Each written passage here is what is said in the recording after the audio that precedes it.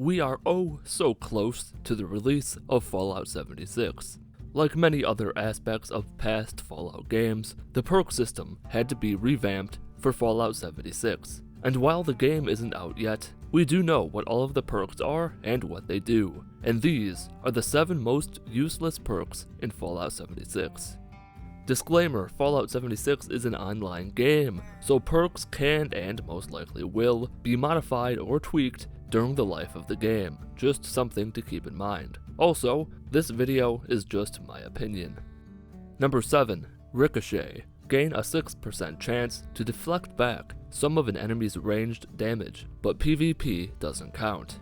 Just like another perk we'll get to shortly, this would be a good perk if it didn't have so many caveats. For one thing, it's only ranged damage, so melee weapons and close range combat don't do shit. Second, it's not all damage, it's only a portion of it. Imagine you're attacking a Scorched at a distance. It has 100 hit points and is attacking you with a rifle that does 25 damage per shot, and you have 150 hit points. It has, roughly, a 1 in 16 chance of its attack having its damage reflected back at itself. Let's say that the reflected damage is 60%. In order for that damage to have a chance of being reflected, it has to hit you. So by the time one of its shots is reflected back at itself, it'll already have done 400 damage to you. Obviously that's not exactly how it would play out in practice, but it's close. Number 6. Bullet Shield. When you're firing a heavy weapon, you gain 20 damage resistance. Look, there's nothing wrong with straight up stat boosts, but this one is a bit too specific to be as helpful as other perks. You only gain the damage resistance when you're firing. This means you must be expending ammo to be better protected. I see no reason to take this perk over Barbarian. Rank 1 of Barbarian only gives you +2 damage resistance for every point in strength.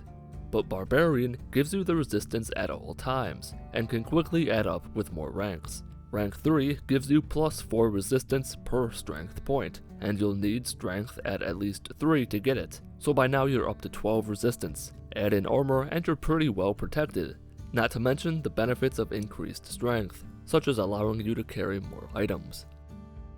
Number 5. Deadman Sprinting. Sprint 10% faster at increased AP cost when your health is below 40%.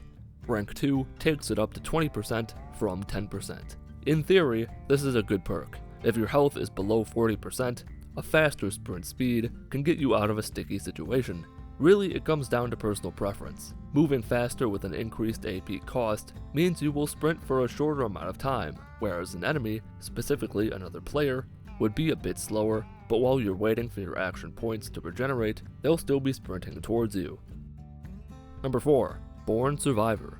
When your health falls below 20%, you automatically use a stim pack. There are 3 ranks, with the last rank taking that percentage up to 40%.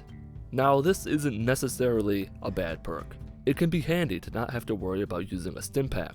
The downside is that you may want to save your stim packs for a specific reason. Not to mention the fact that you can map stim packs to the D-pad so that a simple click of a button uses a stim pack. You're saving, what, half a second? It doesn't seem like it's worth its cost. Also, rank 3 will make you automatically use a stim pack when your health is below 40%. I'd even go so far as to say that rank 3 is worse than rank 1. Wandering around with 40% health isn't really all that dangerous. Number 3. Perceptible. You hear directional audio when in the range of a bobblehead. This one is kinda weird. What bobbleheads do in Fallout 76 is give you a special stat boost for 1 real-life hour. For example, the agility bobblehead increases your agility by 2 for 1 hour. To be honest, I'm hesitant to call this perk useless. Bobbleheads are really just ramped up chems that last longer. It would be nice to have that stat boost. I just don't think it would be worth it when you can take a perception perk that gives you a permanent damage increase. Or you could just use chems and put this perk point in something else. Number 2. Friendly Fire. Teammates hit by your fire weapons regenerate health for a short period of time, but Molotovs don't count.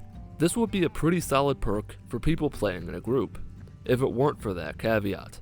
Molotovs are lightweight, have decent range, and it's easy enough to hoard them. But flame weapons, like the Flamer and Incinerator, have a limited range, are heavy as hell, and burn through ammo. Get it? Burn through ammo, friendly fire? Nah, never mind.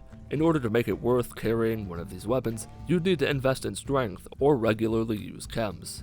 At strength level 1, a flamer will take up roughly 10% of your carry weight. That's a sizable trade-off, considering how important looting is in this game. Number 1. Storm Chaser. This perk makes you constantly regenerate health while you're in a radiation storm. The second and last rank increases the regeneration rate. Regenerating health is great, but you're also gaining radiation damage at the same time. So as you regain health, the total amount of health you can have is being lowered. And it's only during a radiation storm, which aren't exactly the most common thing in the game. I think this could be fixed with a small tweak. Make the perk also lower the amount of radiation damage you receive in a radiation storm. Removing the radiation altogether would be too much, but slowing down the radiation rate would at least make it worth standing out in a storm. Alright, that's going to do it for this video about the 7 most useless perks in Fallout 76. If you enjoyed the video or learned anything, leave a like. Leave a dislike if you didn't enjoy the video or didn't learn anything. Follow me on Twitter at Mitten Squad. My name is Paul of Mitten Squad. Have a wonderful day.